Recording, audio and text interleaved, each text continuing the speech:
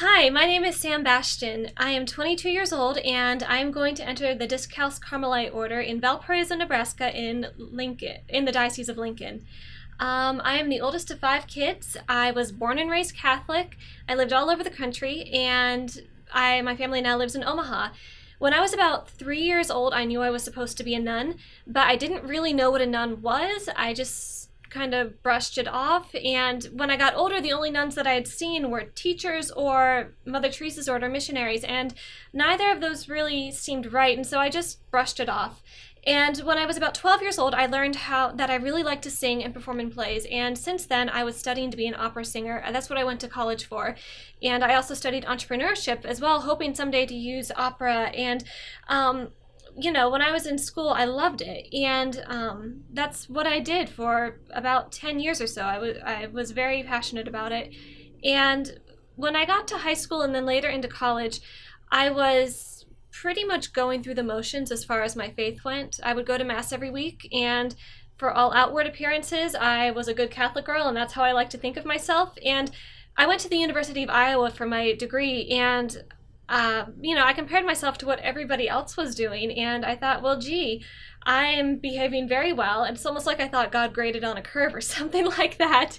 And so I was really very, I guess, empty with my faith life. And when got to my sophomore year of college, something began to stir in me, and I realized that this was not enough. And even if I got everything I could possibly want, it was not enough. And I also started to realize that if what I thought I believed as far as what my faith was true, I wasn't living up to it. I read a couple C.S. Lewis books, and it really challenged me to, live a wholehearted Christian life and to embrace my Catholic faith. Go big or go home. So I decided to do an experiment. I would pray for a few.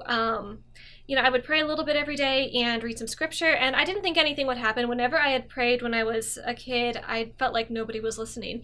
But lo and behold, things did start to change. I began to spend more time in front of the Blessed Sacrament, spend more time in prayer, and during this time, I read St. Teresa of Avila's writings, and I thought, wow, whatever she has, I want that too.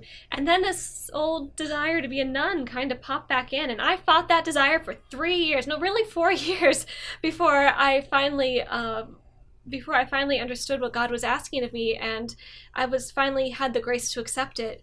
I took 3 years where I said, Lord, I'm going to seriously discern. I'll do whatever you want, but if you want me to be a nun, you're going to have to make me want to do it, and you're going to have to show me where.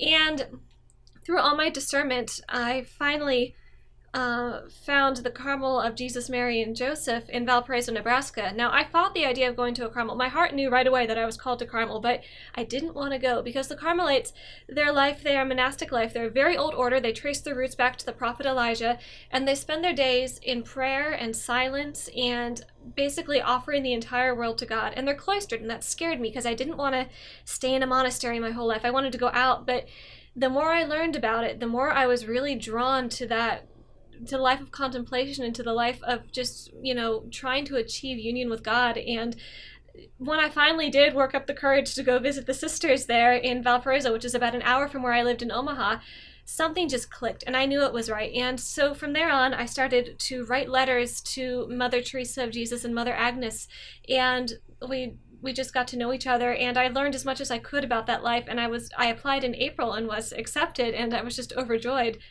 And so that's my intention now, is to enter sometime probably next summer or in the fall. And I would just like to encourage you to please pray for people for their vocations, and that young people have the courage to ask God what he wants them to do with their life, because the vocations are there. We just, they just need some encouragement. So please, if you would keep me in your prayers and keep the other aspirants in my class in your prayers as well, I would be very grateful. Thank you.